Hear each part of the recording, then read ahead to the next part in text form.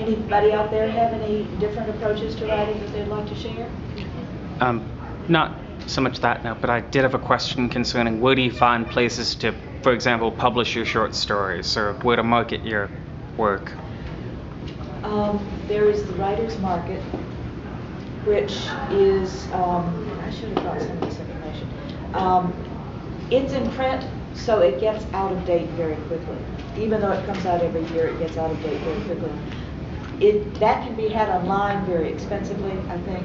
But there are market websites on the internet that you can go to, and I didn't write them down, and I don't remember. Well, Duotrope is one that's been very good over the years and has a good search function. It does take a small subscription though. Raylan, R-A-L-A-N, run by Raylan Connolly, is still a free one, and he does the classic sort. He sorts the venues by pro, semi-pro, token payment, and I used to call it for the love. You know, it also depends on your standards. Like I know an author, I've heard of an author, David Marusek. He'll submit a story once, he'll submit it twice. After that, he considers unsold and doesn't submit it again.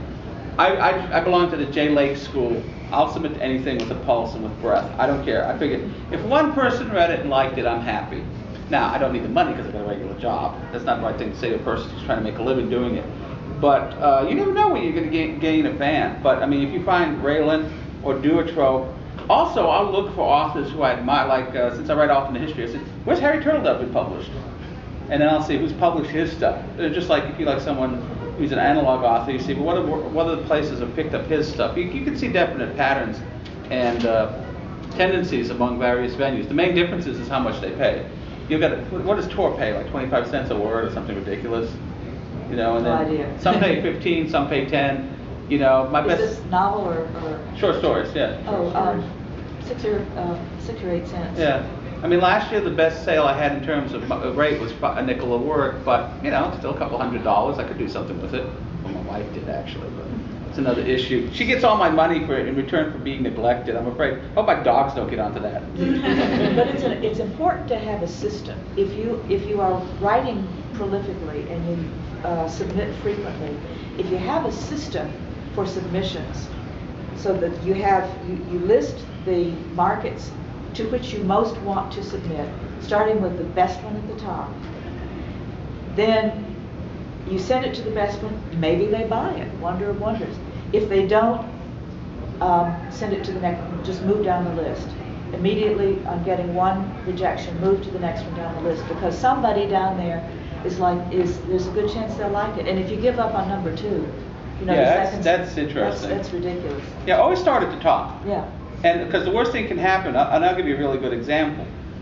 Last year I finished a story, and I thought, this is one of my better efforts. So I sent it to Clarksville for the first one, which is a very tough market. But the good thing about submitting an outfit like Clarksville, the fantasy and science fiction, if they don't take it, they'll turn it around in 24, 48 hours and send it right back. No harm done. I sent it to Clarksville, figured if they don't want it, I'll get it back real quick. Took 16 days for them to send it back. It's the only time I actually got a note on it. Said this was a close one. I said, okay. So it actually is pretty good. And so it ultimately did get published last year, and it's now nominated for the Hugo in short story. So that kind of worked, because it said, okay, what can happen? He doesn't get it, turns it around real quickly. It took 16 days. When I got it back, I said, okay, if they agonize for 16 days, you know, as fast as Clarksville worked, I said, okay, the story's decent. It's a good story, you know. You watch out when you get into the problem that somebody sits on a story for a long time and then reads it a few years later. You know, there's no problem if it's in the, you know, I've had stories where you don't get any feedback. I literally once submitted a story to a small magazine, and I never heard back from them. I couldn't get any response, so I just considered it dead. I submitted it to another small venue. They published it.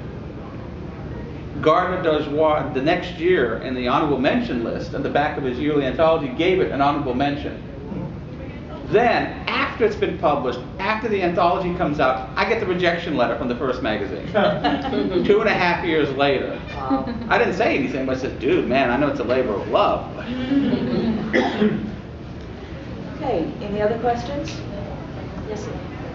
In another panel, I heard a couple of you guys talking about fast turnarounds. I was wondering if you could list the names of publications that do that.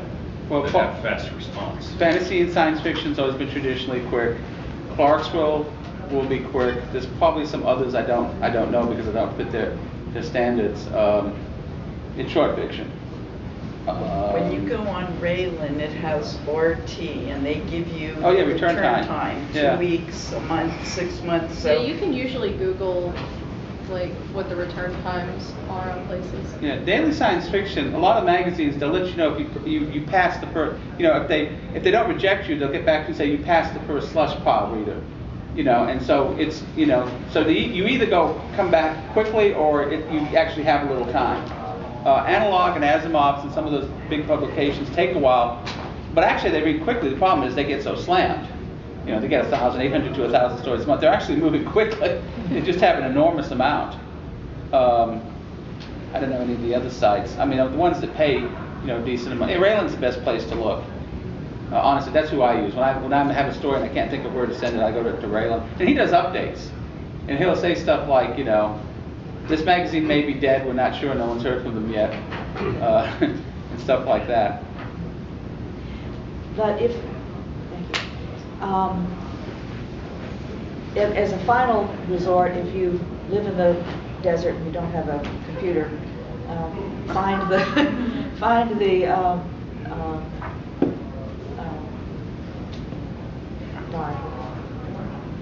Library? the market.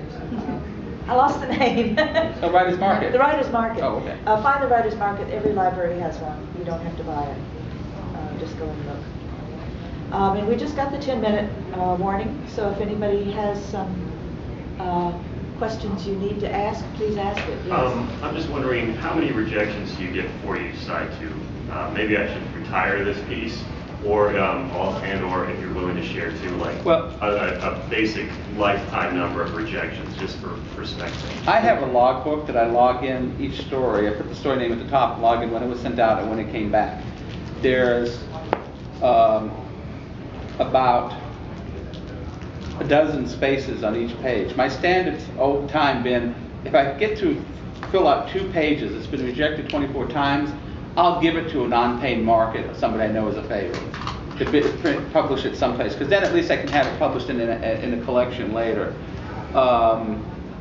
After that, it's obvious after about 24 submissions of various magazines and stuff, in my opinion, it's probably not going to sell, but I can probably have it published in a for the love market, and there'll still be people who enjoy it. You'd be amazed how long it takes. I have had 92 stories published in 12 years. I've had 2 sell on the first bounce. One of Asimov's and one of Daily Science Fiction. It's tough. The story that's Hugo nominated, which I sent to Clarksville first, it ultimately went through 11 submissions. And this is very common. You'd be amazed. You think people like Michael Swanwick or some of these big authors they just submit it. Gardner Dozois once on a discussion board said, "Hey folks, this morning I rejected so and so and so and so and so and so. You don't know what's out there and what will fit what you publish."